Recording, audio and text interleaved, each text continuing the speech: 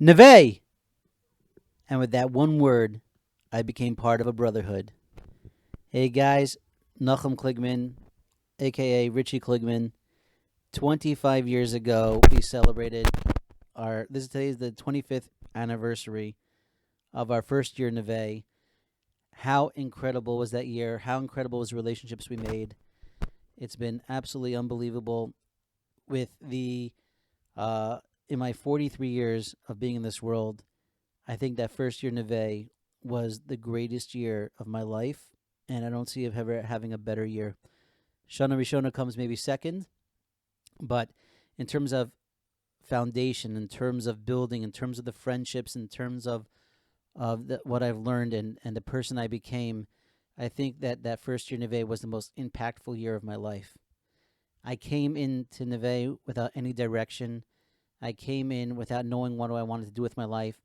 I came in without any real future, and I left somebody with goals, somebody with friends forever, somebody with friendship and somebody with a real relationship with Hashem.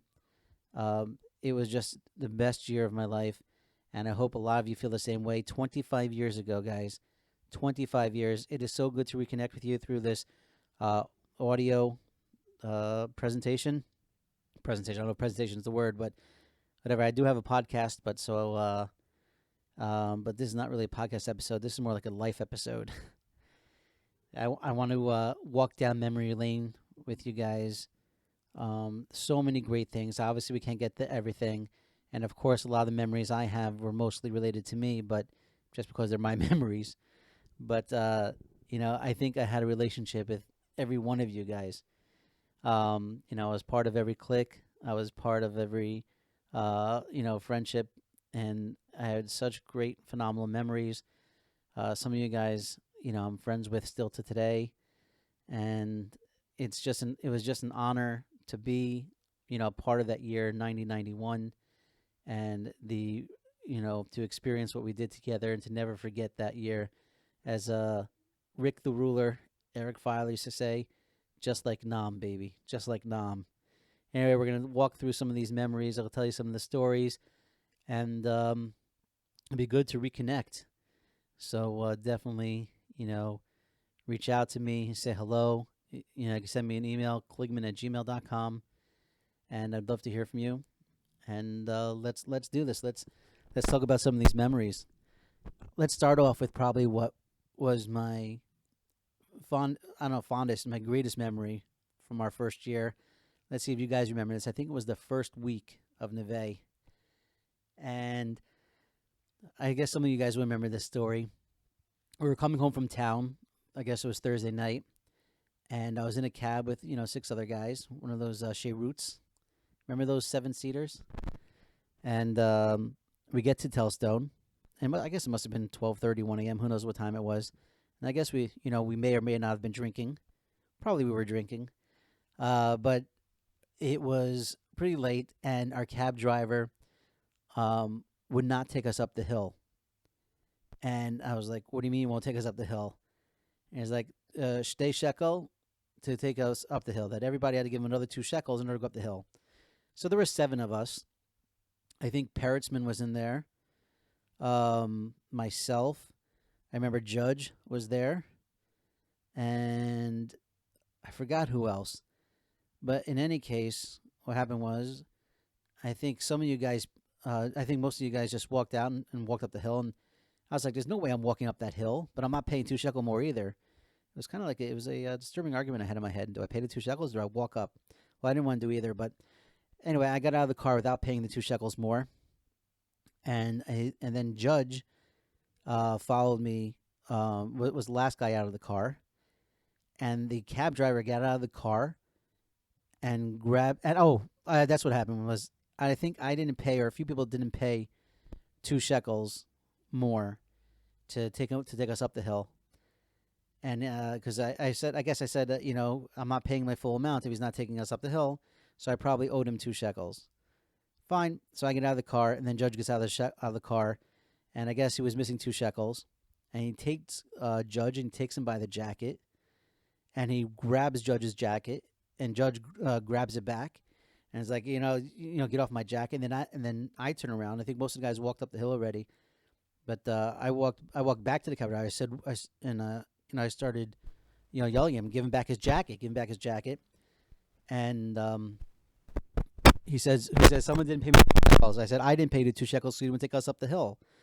And so he says, you didn't pay me, and he punched me and he kicked me, and then he took Judge's jacket and he left. And I was in shock. And then like another Sheirut came with a bunch of Neveh guys, and they saw me and Judge, and I guess they took us up the hill in the cab. See, I didn't have to walk up, and that was a crazy hill, by the way, wasn't it? That was insane, especially on a Thursday night. And so we get up to the dorm, and like I'm like furious and I'm angry, and I start telling you. I remember I was in one of the rooms on the middle floor, and I was telling the story, and just like what happened. I got punched and kicked, and this is ridiculous, and we were so angry. Then all of a sudden, someone comes into the room and says, "Richie, the cab driver's here." And I said, "He's here," and I run out of the room, and I run outside the dorm. And remember the small mini wall? I think there was a tree in the middle, in between the base medrash and in between the dorm. And the cab driver was there with Judge's jacket draped over his arm. And I'm running towards him, and I was going to tackle him. And I look behind me as I'm running, and I see that the whole dorm was pouring out. And it was an incredible feeling. I'll never forget that feeling of seeing that I had so many guys behind me, and I'm running towards this guy, and somebody, I'm not sure, I don't remember who, it may have been Alan Simon, or it may have been Kramer even, but somebody grabbed me and tackled me down. And I'm like, why? What's going on? And someone whispered in my ear, he has a gun. He basically had a gun underneath Judge's jacket.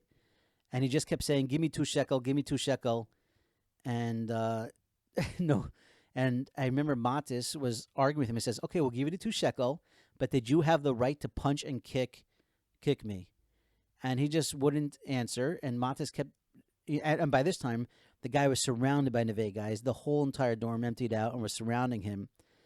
And he just says, give me 2 shekel. Take me 2 shekel. I'll never forget. Just give me 2 shekel more. 2 shekel. And then finally, after, Matt is asking like 10 times, fine, we'll give you the 2 shekel, but did you have a right to punch and kick this guy? And he points to me. And there was like 2 guys holding me at that time. I don't remember who. And then he looks at me, the cab driver, says, him? He said, I'd never seen him before. And I just lunged at him again. And again, I was held back. And somebody gave the 2 shekels. And he like dropped the jacket on the floor and then just ran towards his cab, which was down by the bottom, by the basketball courts. And I remember everybody was taking rocks and throwing it at him. But that was like, I'll never forget that story. And I remember the next day, me, Judge, and Alan Simon was going to the police station to file a report against his cab driver. And Alan, we were by B'nai Homa, taking a bus towards the police station, and the bus was packed, and Alan gets on, and me and Judge are supposed to follow, but the door is closed, and Alan's like on the bus looking at me and Judge, and he just had this smile. He didn't know what to do, and he just like waved at us, and we just like waved back at him. And so I don't think we ever got to the police station. We didn't have cell phones back then. We didn't know where the heck it was, so that was just very funny. Anyway, that was just, one story, but also showed, the tremendous backing, love, and we had for each other and what it means to be a Neveh guy. Another story was also one of the first weeks. We were in Apple Pizza in Ben Yehuda, and we were all, there's a bunch of us, probably like 15, 20 of us that were sitting having pizza, and there was a couple of other American kids there at the time, and someone asked us, what school you guys go to? And they were saying Neveh, and I was like, you don't go to Neveh. And I said, what school you go to? He says, Neveh, we're Neveh guys. So I'll never forget. Kramer gets up, stands up, and says, you're not Neveh, we're Neveh. And then all of a sudden, 20 of us, that actually were Neveh guys all stood up, and they were surrounded by Neveh guys. These guys are ready. They were pissing in their pants. It was unbelievable. I'll never forget that also. And they just like scrammed and got out of there. But yeah, being a Neve guy meant something. It meant something then, and it meant something today, and it means something today. As the saying goes, once a Neve guy, always Neve guy. And whenever we see each other, whenever we connect, whether it's somebody from our year or not, we stand for each other, and we try to help each other. And I think that's an incredible thing. And let me see a couple other stories. Also, one of the first weeks of Neve, I remember I think it was Donnie Aron who had a slingshot. I'm not sure, but I think we had a slingshot, and we were in the back of the dorm, and we were trying to break bottles, with a slingshot. And I think instead of breaking a bottle, I actually broke the window of the back door. And I just remember going to Rabbi Marcus's office, and Rabbi Marcus, telling me, okay, you're gonna have to pay for that window. And I'm like, why don't you just take it off my security deposit? And he like laughed at me. He says, so what, you take it off your security? What, you think you're security deposit? You just go around doing damage, just take it off your security deposit? I'm like, yeah. And we didn't get off to the right foot. Eventually, we became super close, Rabbi Marcus and I. You all remember Rabbi Marcus. And but that was just another incident, small incident I remember. Let's see. I feel bad that every one of us has our own individual stories, our own incredible experiences, and and I'm sure you guys experienced things and had relationships with different rebbeim that I didn't have, and it was just an incredible, impactful year. I'm sure for all of us. Who could forget Muhammad and Ali? I wonder where they are today. I always wonder, like, are they in Jenin? Where are they terrorists? Were they killed? What's going on with Muhammad and Ali?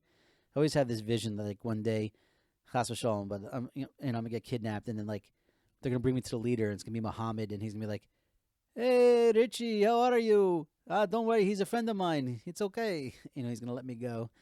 I always wonder what happened to him, to those guys. And Jamil, remember Jamil? I think they were all cousins. And Muhammad and Ali were brothers. That was actually real. And I think Jamil was a cousin. I forgot the other guys' names, but who remembers wrestling in the pit? Remember that big room before the pit? There was like 2 rooms, I think, before the pit. So one of the rooms we used to lay down mattresses, and we used to have wrestling matches. That was a lot of fun.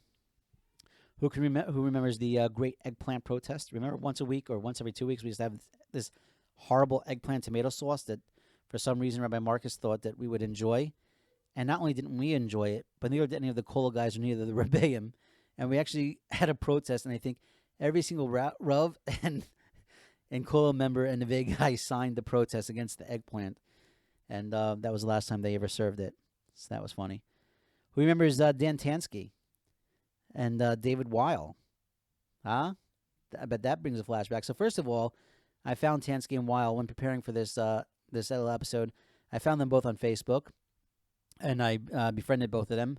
Neither of them have responded yet, but you could definitely tell by the pictures it's them, and from where they're from. But I just remember, I think it was David Weil. I think he was like on a program, some sort of Israeli program, and he kept telling us about this guy named Carrie Gruenbaum, who was going to be coming to Neveh, and like I think Carrie came like 2 or 3 weeks after us, and he just kept talking about this guy Carrie and how awesome he is in basketball. First of all, every time I played Carrie, I took him down. That's no question. I don't think I ever actually played ball with Carrie, but whatever. That's another story. In any case, I remember Wild kept talking to us about this guy Carrie, and Carrie came, and he actually was a pretty good ball player. Carrie's one of those guys that, I formed a fantastic relationship with.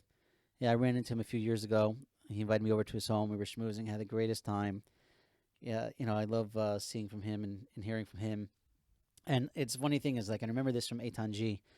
We were, Eitan G and I were once talking. I think it was by Rav Menachor in Olav Shalom's house with some of the Rav's family and some other people around. And he was like, "Yeah, when girls don't see each other for a number of years, they don't even see if they see each other again. They're like, oh, hi, how are you? But when the Neve guys see each other again, even 20 years go by, you just pick up right where you left off. And that's how I feel about all you guys.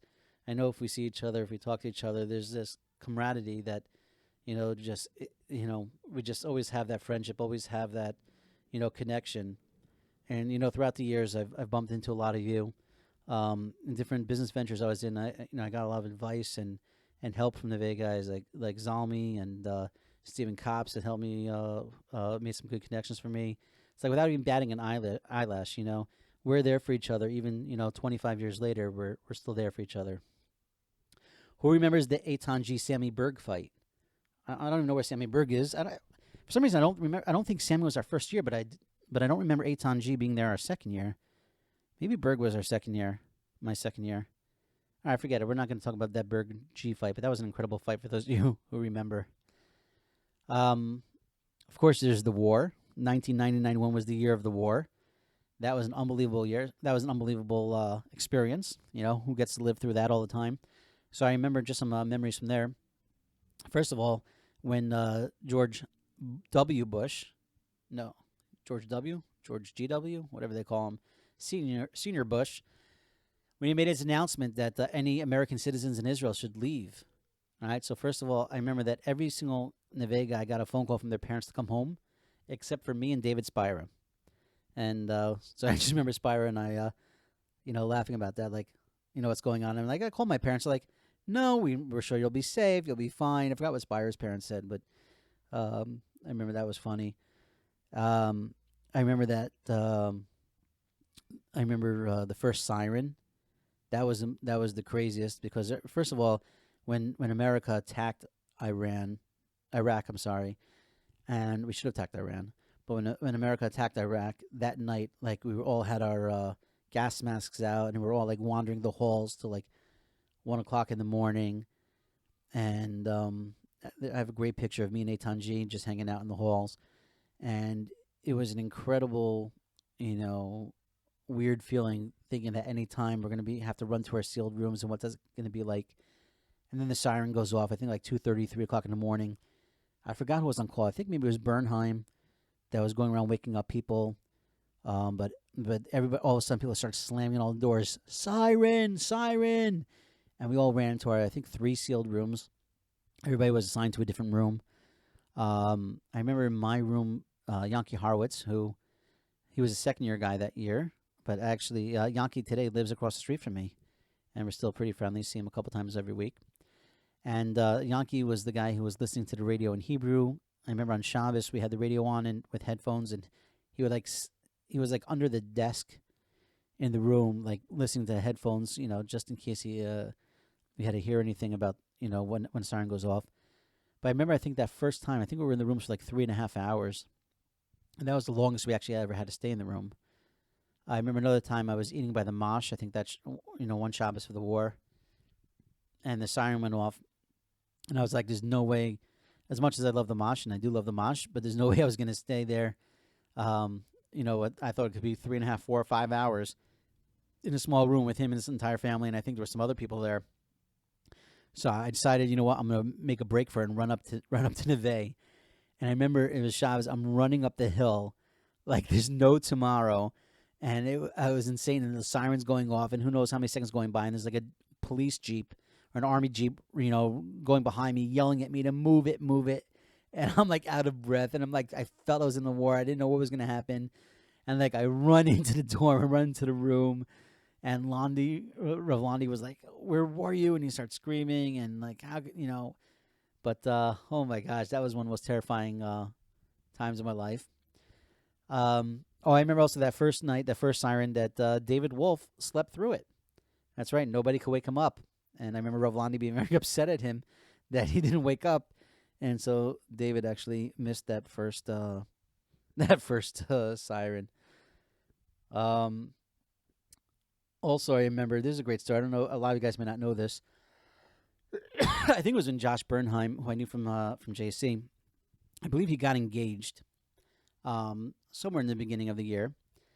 And I remember, this is a great story. He was telling like a lot of his JC friends, like me and Bubba, and Schickler, and Mitch, I think, was there, and a couple other JC guys, and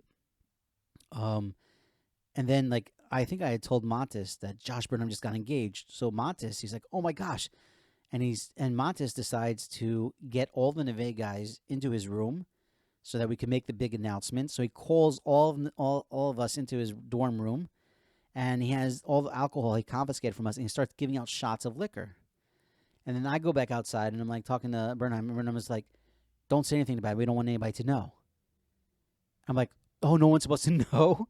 So I run back into Montes, and Montes, I told him, I said, Josh doesn't want anybody to know that he's engaged. It's a very big secret. So meanwhile, Matis is giving out alcohol to the Neveh guys in the dorm, and now he has to come up with the reason why he's doing this. And he says, and Matis is like, we're doing this to show the achdus of the yeshiva. And David Spire, I remember the look on Spire's face, like just like Matis was nuts, and he. And then, like, I remember Spira and Matis started dancing and singing some sort of song, and it was just that was a very funny episode. I remember one time one of the guys, he didn't last. I remember his name. I'm not going to say it, but he didn't. I don't think he lasted the whole year with us. But one time he came to the dorm, probably it was late at night, and he had like two females with him that he wanted to bring into the dorm. I know that's never happened before. And I remember Montes being there and being like, "No way, they have to go home now. They have to leave." And I remember this guy offering Montes 50 shekel to let them in. Again, this is just some of the insanity they went through. And I just remember the look on Montes' face, like 50 shekel to let. Anyway, that was just like that was another crazy story. I remember the first time it snowed and all the LA guys, went nuts. All the East Coasters, were bundled up and inside and trying to keep warm, lighting fires in our room. Where the LA guys went out on their gotchkas and started playing in the snow. Shrieky and Montag and Albert Clement, the Beast himself, and they were just having, I guess, Donnie Aron. They're just having the time of their life in the snow. I remember stealing the cheesecake guy. It was one night I was in town. First of all, someone I remember stole, I think it was like a table with like benches. I guess it's from Big Apple Pizza or one of these places. I don't know. They came to the dorm with like benches and a table, one of these like a set. I don't even know how they got it there, but I once saw the cheesecake guy, and so I took the cheesecake guy and I put a bag over him. And I threw him in a cab, and then got back to Neveh, and I had the cheesecake guy in my house, and I think it was before Rosh Hashanah because I remember Alan Simon, and I remember I used to use the cheesecake guy. I used to keep my tzitzis over him. He was like a good tzitzis holder, but Alan Simon actually took him back and returned him for me and apologized for me. Couldn't believe it. I really love that cheesecake guy, but I guess it was the right thing to do. Speaking of rooms, who could forget the most classic room in Neveh history? That is the room of Ari Kramer, Greg Rothschild, and Tzvi Petrover, or Eric Petrover as he was known then. And that room was awesome with the black lights, with the posters, with the huge 10-foot missile that they found by the pool area. Remember that old pool in the back? Obviously, no one ever went swimming in it, but I remember that they found a missile there, and they had this huge missile in the room. And I just remember sitting there listening to Floyd a lot, and that room was just like the coolest room ever. Yeah, that was awesome. Oh my gosh, so many fantastic memories. I hope this is not going too long. I hope I'm not boring you guys. But listen, once every 25 years we could do this, right? We all have, a lot of our memories, a lot of stories. Let's go through some of the little shout outs to some of the Rebbeim. Obviously, the Mash, who's always been incredible. I was just speaking to the Mash a couple of days ago, and with Rabbi Falk. I think it was Rabbi Falk's car. I don't know if it was our first, maybe it was my second year when we took it apart and put it back into the base medrash. We like disassembled it and then assembled it again in the base medrash. That was funny. Of course, there's Rav Man Lakarno L'Shalom, who I was super close with, and I'm still close to the family. Some of you know I still go to the kever every year on the yard site with the family. Ah, man, I still miss Rav Manlikorn. I named one of my kids after Rav Manlikorn, L'Shalom. Um, and, I think a lot of us went there because of him. And I remember when my rabbi from JC, Rabbi Malofsky, when he suggested I go to yeshiva for Israel for the year, and I sort of laughed at him and I said why, and he said to learn Torah. I'm like, why would I? I said, first of all, I'm done learning Torah. I said, second of all, I said, what yeshiva in the right mind would take me? And he said, well, I know one, and he set me up with a meeting with in JEC. And again, I had been out JC for 2 years at that point, but I went and I saw a lot of the my old friends, my old buddies, Nussbaum and Schickler and Ezra Goldberg and Adam Weissman and a lot of other guys were at that interview with Rav Mandelkorn. I remember Rav Mandelkorn coming into the room, and nobody knew what to expect. And he has this real serious look on his face, and he sits down. I think it was in the Rabbi Kilstein, Harlan Kilstein's office, and he sits at the desk and he looks at all of us, and then he looks at me, and then he takes his glasses and puts them down at the bottom of his nose, like Rav Menachem Oval Shalom used to do, and he looks at me and he goes, "Boy, you're cute." And that was my introduction to Rav Menachem. That was my first introduction to Neveh. I was shocked when, and that obviously that broke the tension in the room. Rav Menachem was a very, very special person. I remember his singing on Rosh Hashanah Yom Kippur. His his sichot were unbelievable. His everything about him, what he did for us, what he did for all of us, his fighting for all of us.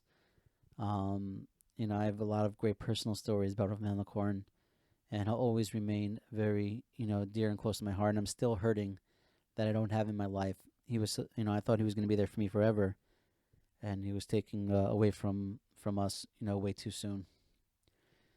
Rabbi Marcus, we mentioned before, defeating the purpose of the lock. I remember when he told us that over. I think we defeated the purpose of the lock many more times, although eventually I got keys. I think I had keys, to most of the, for most of the time I was in the Neveh to the kitchen and stuff.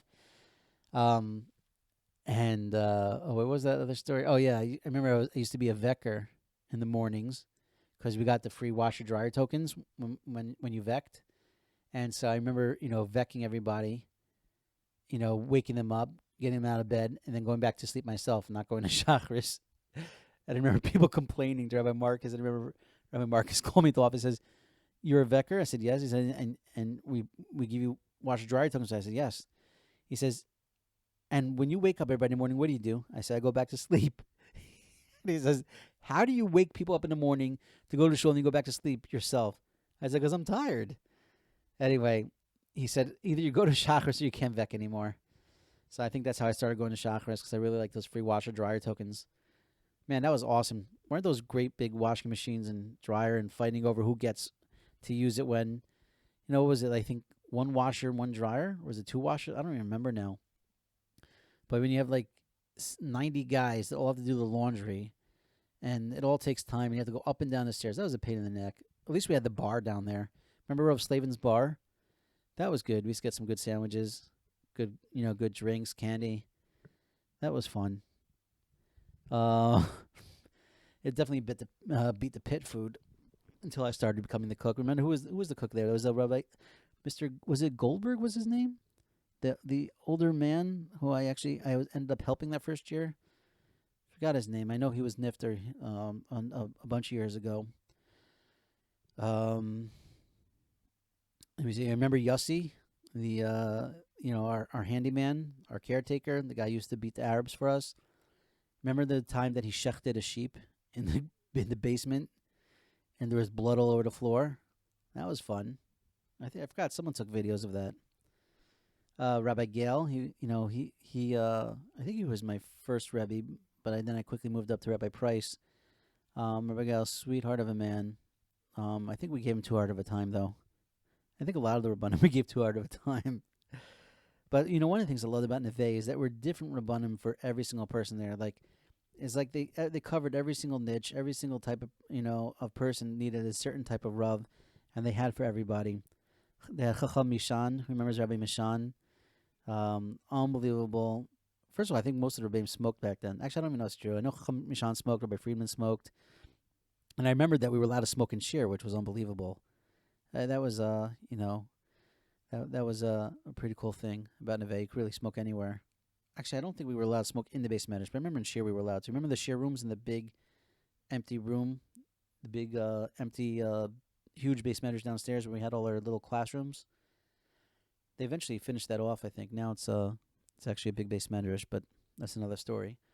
Rav Price, I remember, Rav Price would come and be Mesiras Nefesh Mamish in the dorm, getting us to go to shir, and we always went because we figured if Rav Price could come get us, we could go. Rabbi Friedman and his Kuzari shir. Rabbi Friedman was amazing. Rabbi Fried, phenomenal guy. Remember going to his wedding. Rabbi Falk, of course, we know Rabbi Falk before he had the beard. Rabbi Falk was incredible. He had some great sichot as well. And I have personal stories with a lot of the Rebbeim. Rabbi Siner. Rabbi Siner, I remember one time. There's so many different things. You never know what's going to have a great impact on you. But Rabbi Siner, I remember one time I went down to his house, and unannounced. I wanted to speak to him, and I go into his house and I see him there with his boys. He had like a bunch of little boys back then, and they were lined up. And he was sitting on a chair, and another boy was sitting back with his head on Rabbi Siner's lap. Rabbi Siner was brushing his boy's teeth. And I'll never forget that Rabbi Siner took the time, and he loved his kids so much that he would go and brush his kids' teeth for them. And that was like that's one of the things that always sticks out in my mind about Rabbi Siner. I think Rabbi Siner's out in California now. He's a Rav of a shul over there. Rabbi Feldman, I still get to see from time to time. Still at Tzaddik, Baruch Hashem, and Moyel. As a matter of fact, by the time you hear this, maybe afterwards, but Eli Behar, who I'm still super close with, he just had a baby boy, and Rabbi Feldman is supposed to be the Moyel. So I should be seeing Rabbi Feldman at the bris on Sunday, Mizrat Hashem. Rabbi Sternberg, I still get to see a lot. His son Yehuda lives in Ramat Beit Shemesh. I get to see his son a lot, and I get to see Rabbi Sternberg from time to time. Rabbi Goldberg, remember Rabbi Goldberg? I didn't have so much of a kasha because I think it was a second-year Rebbe. But I just remember that that we used to have a good time, Shabbos nights going to him. I mean, obviously, going to Rav Melnikorn was the best. That's you get any type of drink you wanted. He was famous for his White Russians, and the singing and the Rebbitzins brownies and chocolate cake and but Rabbi Goldberg, remember he was into the L'chaims also, and I just remember he used to like the song Rachem. Rachem Echazdecha, remember that? And then this, like, people would sing it, and Rabbi Goldberg just go insane. Rav Klugman, I remember, I had a little catch with him because his sister taught with my mother in Pesach. But I remember that, like, unless you were a second-year guy, you weren't allowed to talk to him. At least that's what it seemed like. Of course, Rav Londi. I remember Rav Londi, I didn't really speak to for the first few months because no one could figure out what the story was. I think we thought, I remember a second-year guy telling me he was like a makubal, and you're not allowed to talk to him. And he was from the a direct descendant of the Vilna Gaon, and he finished his Shas 3 to 4 times a year. All of that was true, but once you got to know Rav Londi, obviously he's an amazing, amazing individual. But I remember those first couple of months, I was a little freaked out by him. And of course, the Posek, who still has a kollel in Telstone. I still get to ask him Shas from time to time. Unbelievable tzaddik. And it was a tremendous chus that we had to be able to talk with him and learn from him. And I know Lanavig guy still has a kesher with the Posek today. Let's not, of course, forget Joe Shapiro, Jolton Joe Shapiro, also a Pesach guy. Not too many people know that. Our families go way back. But, Joe is awesome. Rabbi Schwab. Who could forget Rabbi Schwab? Rabbi Schwab is still in Neveh. Where is your neshama? He used to ask all of us. And we used to take our walks with him. Oh, man. Really, really incredible experiences, incredible days. Remember the Kollel guys, of course, Rav Slavin, who I'm still close with till today. And Rav Slavin is running Neveh. Neveh split into two different programs. So Rav Slavin is the Rosh of the Neveh program in Yerushalayim.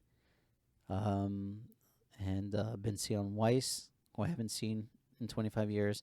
I think actually he called me maybe like 20 years ago.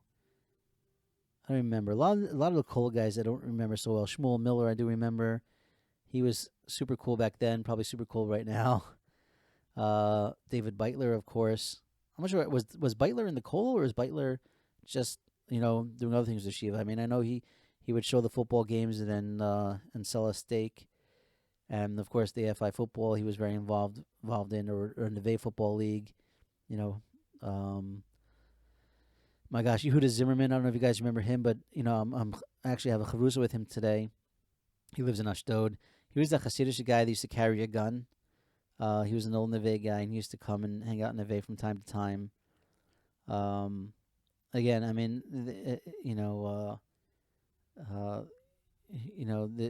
I could really go on just so long because there's just so many stories, so many incredible people from that year. But I just want to touch, I feel bad because I know none of you are going to listen to this for 2 hours, so I want to try to make it a little bit quick. I'm going to mention some of the guys' names because I have a little list here, and so I can't really give stories about everybody, but I definitely have stories with everybody. And again, a lot of the stories we may not be able to repeat, but we all know them. And it's just a little bit trip down memory lane. Ronnie Abraham, I'm actually still in touch with Ronnie. Ran into him in Uman one year. And we had a concert. We were playing a game to randomly go up and hug people. And whoever did not get hugged back first would lose. And we did it for like a half hour. But I just kept pointing at people that he had to hug, and he has to go up and hug him. And then he pointed people for me to hug, and I have to go up and hug them. But we were never rejected from hugs. I guess that's one of the beautiful things about Uman. But yeah, Ronnie, some great stories with Ronnie. I remember when we all went to see Young Guns 2, which at the time was one of my favorite movies. And I think like 15 of us went to see it. Ronnie was one of them. Donnie Aron. Who was it? First of all, who was it telling me that he's first cousins with Donnie Aron? I forgot who it is. There's someone else who I'm friendly with that's first cousin with him, but I didn't remember. Then I remember that we were. But I have a lot of great memories with Donnie. Jordan Aloof, our Florida friend. I was in touch with Jordan not too long ago, maybe about a couple years ago. We're still in touch and friends online. We were, he was. I just remember him just being a great guy. We had a lot of great times. Eli Behar, obviously, I'm still super close with. He lives in Ramat Beit Shemesh. He's one of my closest friends still today. Haggai Ben Zur. I remember Haggai. He was he was like a quiet second year guy our year. Ivan Bergman. I think he was from California, but I haven't seen Ivan. I think from that first year. Yogi Berkowitz. Remember Yogi? I wonder what's up with him. Josh Bernheim, I mentioned before. Stephen Burak, Bubba Burak. I remain close with Stephen. He's in Boca now. I went to JC with him also, and I had what to do with his shidduch, which is fantastic. Great guy. Shrieky, I stayed close with for a while after Neveh. Shrieky went to base. I'm not sure where he is now, but Doob, Michael Doob Meister. Doob is doing amazing things.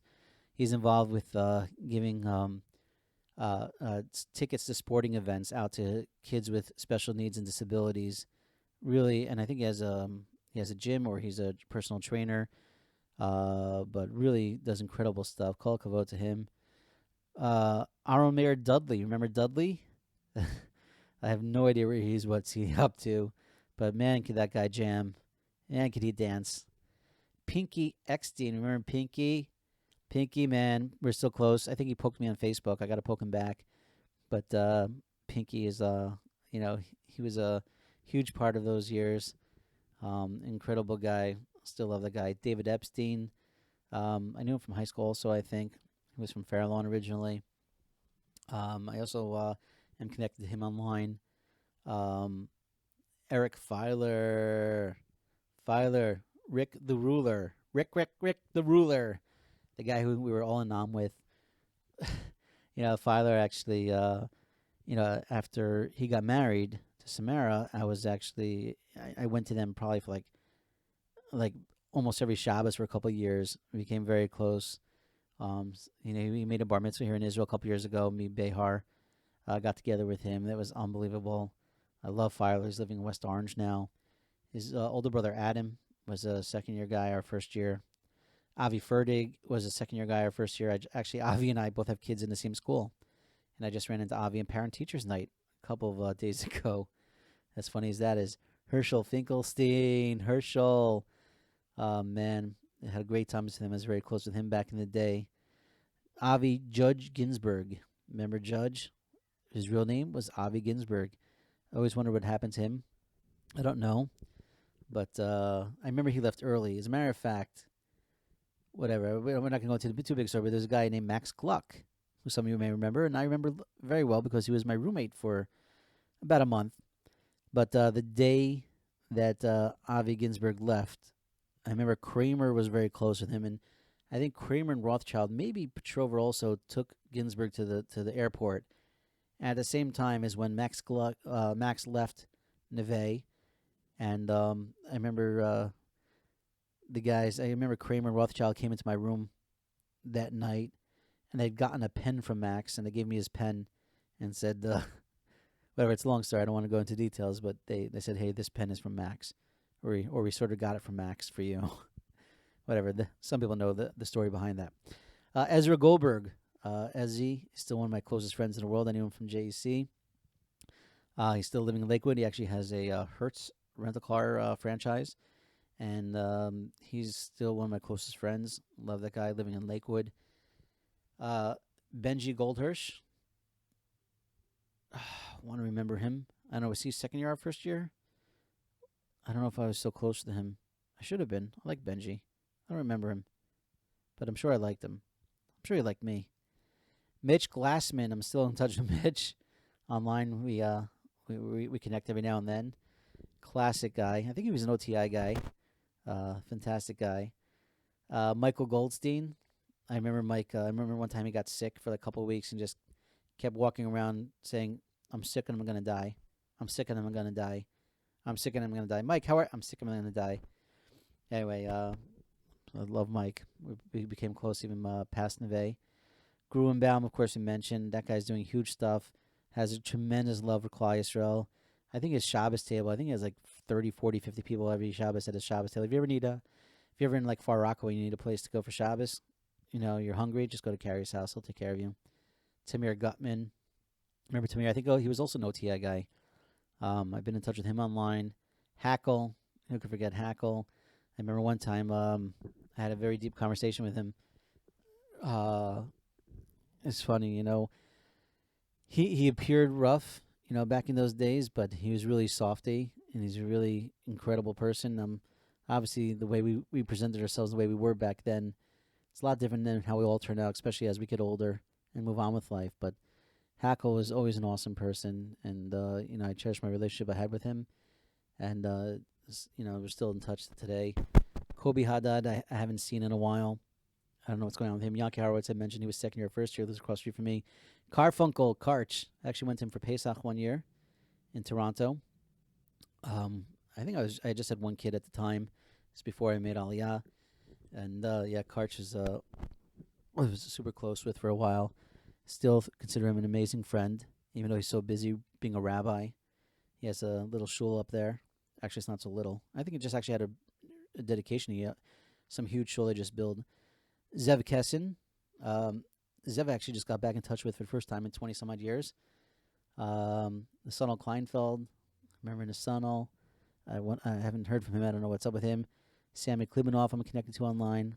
I remember Sammy, second year, our first year. I think he was the Gabbai, actually. I think it was like the Gabbai in Neveh back when we were there. Cops, classic. I think he lives in West Orange now. And, as I mentioned, Steve helped me out in one of my business ventures a couple of years ago. Awesome guy, always giving. Kramer's a dentist. And I think Kramer's one of the most legendary Neveh guys ever. He was just awesome, tremendous heart, and just an unbelievable guy, really a legend. I love him. He's awesome. Nick Kersell. I'm actually connected with him on LinkedIn. He actually did become a designer. Um, haven't heard from him in a little while, but you can find him on LinkedIn if you want to link into him. Stephen Lauer. I remember Lauer was a second year guy or first year. Stephen Lax, also a second year guy or first year. Last I heard, he was doing something. He's in LA. I remember. I forgot who he was doing with. I think he was laying down cardboard for like movie scenery in like people's houses. You know how you have to roll the cameras through the house in order to film. So he was like, he had a company with somebody that they were rolling. They were laying down the actual cardboard, whatever they had to lay down in the people's homes, so they could shoot scenes. Pretty interesting idea. Ari Lerner, he was also second year or first year. Remember his brothers? I think they're twin brothers. They were, I think it was Ezra Lerner and was it maybe it was just Ezra or Mikhail Lerner? Oh, now, gosh, my brain. But I forgot if they were my second year or they were our first year. Maybe they were our second year or our first year. But I remember, I think Ezra's brother, or was it Michael? Might have been Ezra. Ezra, that he wore a tie every single day in Neveh. That was pretty interesting. Shia Lerner, old JC friend. I think he lives also, no, he lives in, does he live in Boca or he lives in Baltimore? I think he's in Baltimore. He's a doctor now. Shia, we were pretty close back in the day, from high school in Neveh. Michael Leventhal, he was second year, our first year. Magnus, he was also a classic guy. I haven't seen him or spoken to him in a bunch of years, although I think he did reach out to me about 10 years ago or maybe a little bit longer. We were, we were, I think he tried to bring me some business or something. Sweetheart of a guy, Magnus. Definitely a classic Neveh guy. Avi Margalit. Who remembers Avi Margalit? Avi is actually very close with, but he left, I think, after like 2 or 3 months. And I remember walking in Ben Yehuda with him, and he was wearing a tzitzis over his shirt. And I remember just telling me that, like, how awesome is it that we could be religious and still go out and have a good time? That we could wear tzitzis over our shirt and still go out and have pizza and drink beer. And anyway, I was pretty close with Avi. His cousin Eli Margalit, or Rav Eli Margulis now, who lives in Ramat Beit Shemesh, he was also a Neveh guy back a long time ago. Now he's a Chashav Rav living in Ramat Beit Shemesh. But I think he was my third year, maybe my second year, or second year. But Avi, I don't know what happened to Avi. I remember hearing he once worked for IDT back 20 some odd years ago. Remember they were just getting going, and he did very well with them for a while. Moshe Marvin, he was second year, our first year. His brother, Benji Marvin, I think was our second year. But Moshe, I remember, it was a big Chabadster. I think he still is. I haven't heard from him in forever. But I do remember he was the one that introduced me to the bracha of Asher Yatzar. I never knew such a bracha existed until he started saying a bracha coming out of the bathroom, and I was laughing at him, and then he showed me it was actually a real bracha. That was like my first week Neveh. Montag, or Moontag, as I used to call him. I get to speak to him once a year. He checks in on Facebook and says, "Hey, how are you?" He used to call me Coconut Head, and I used to call him Moontag. He's a guy that I'd probably be best friends with if he lived around the corner from me. But I had a great relationship with him. Still love that guy. Miss him. Wish we were closer, but what can you do? Nussbaum was one of my closest friends. I mean, I was in high school with him. He's living in Far Rockaway. I think he's no, he's not in insurance. I think he's something in finance. We actually did some business together a few years ago, and we actually did pretty well. Made some good money in a little less than a year, and together. And yeah, Nussbaum's awesome. Michael Oken, Smoking Oken, that's what we used to call him. I haven't heard from him since Neveh, but I believe he was second year, our first year. Peretzman. Peretzman actually lives here in Israel. His brother actually lives in Ramat Beit Shemesh, also was a Neveh guy. But I remember Peretzman used to walk around with a baseball bat, and God forbid you should wake him up. He would get very upset at you. Baruch Peretzman is what we call him now, but Danny Peretzman is what we used to call him then. Remember his redhead. He was in the room downstairs next to the steps. I think he was roommates with Amanoff. Peretzman, Amanoff, maybe. Anyway, it's Eric Petrover. My favorite story, one of my favorite stories of Neveh history, was seeing Eric Pechover when we all went to get a bracha from Rav Shlomo Zalman Arbach, Zikr Tzadik Bracha.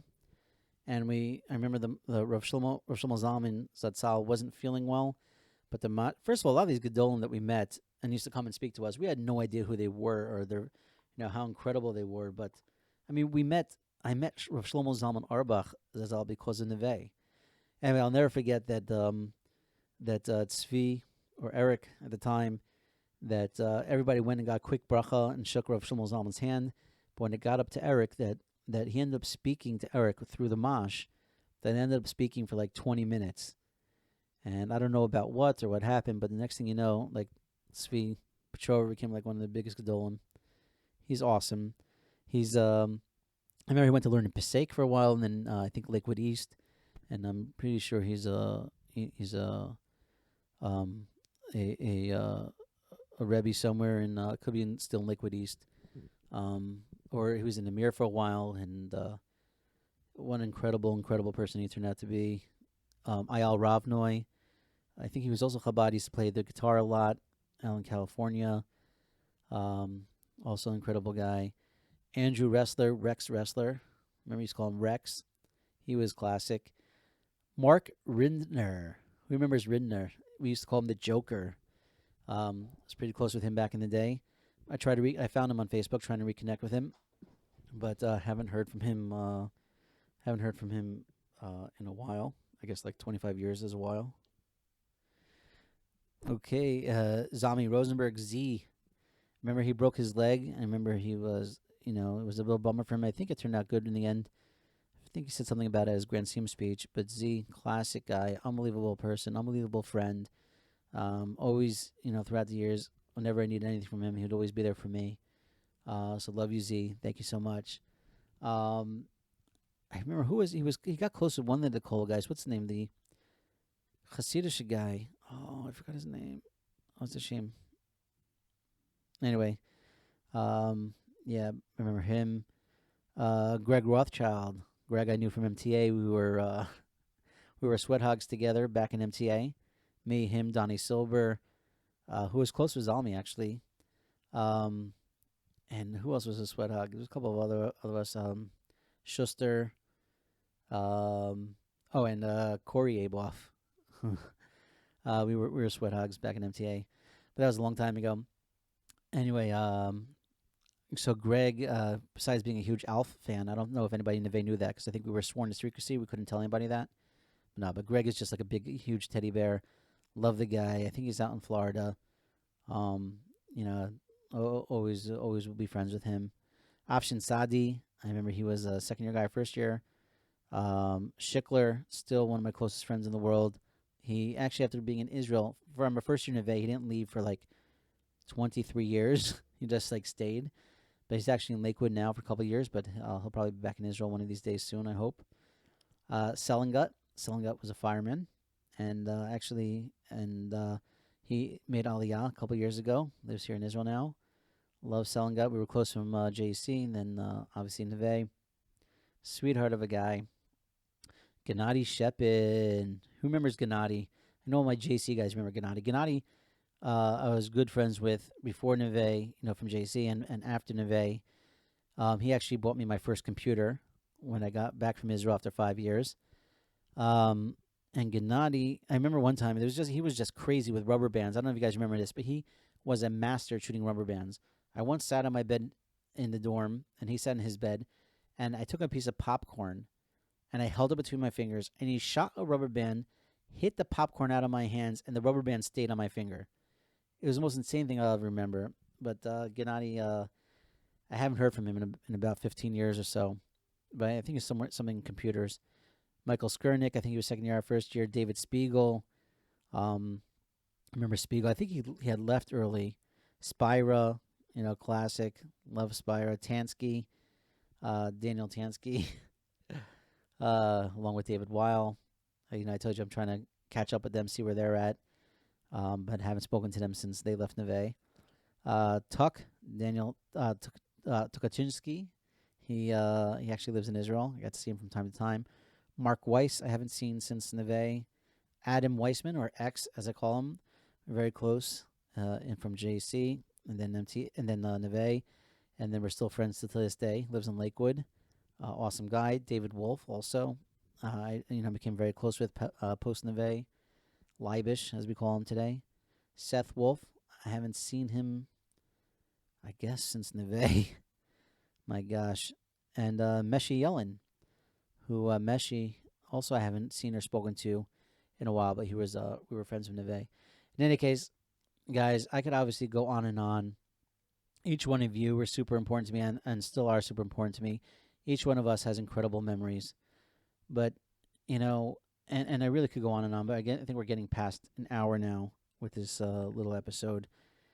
But this year, and we could hammer it up with this, is that, I know for me, I would not be who I am today if it wasn't for Neveh. Neveh has been struggling, as you guys know, for many years financially. Things have been difficult. The markets have changed, but the Rebbeim are still the same awesome Rebbeim, and the need is still incredibly great. Neveh was there for us when we needed them, and now Neveh needs us. They're honoring us this 25th year anniversary. They're honoring us at the dinner this year. I wish I was able to go, but I'm in Eretz Yisrael now. But if any of you can make it, for sure go. It's going to be a reunion. It's going to be a party. And if you're able to help out and give back just a little bit what they gave to us, I not only would be amazing, but it's necessary. Neveh cannot exist on outside money. They rely on us, their alumni, in order to keep going. And I think a few $100s a year, and even $1,000 a year, $2,000 a year, is not a lot to give, a school and the Rebbeim that not only done so much for us, but are still doing things, amazing things for, the next generation. And if our kids are getting older, who knows if they're going to need Neveh? But it's definitely one of the places that we shouldn't forget about. It's easy, I know, and there's so many different so many different organizations and schools, and we're constantly getting pounded, by all the kids' schools and your shul and the local community needs and different crises that happen. But we always have to go back and remember that if it's not the alumni, then Neveh doesn't have anybody. And who better than us, knows what they sacrificed and what they gave up for us. Raising my own children now, I have 7 kids now.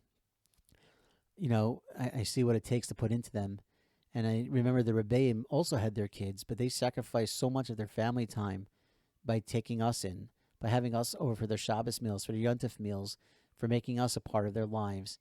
And how much they sacrificed for us, I think now is the time that we can sacrifice to them. In any case, guys, this has been absolutely awesome.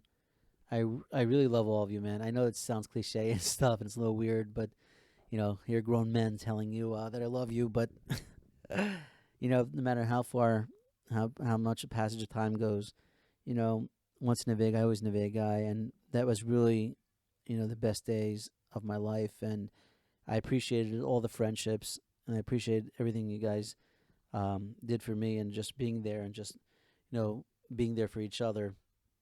And I hope this brought back some great memories. And I hope you have your own stories. Maybe send them to me. Maybe we'll post them up somewhere. But, I'm going to end how I started. Neveh!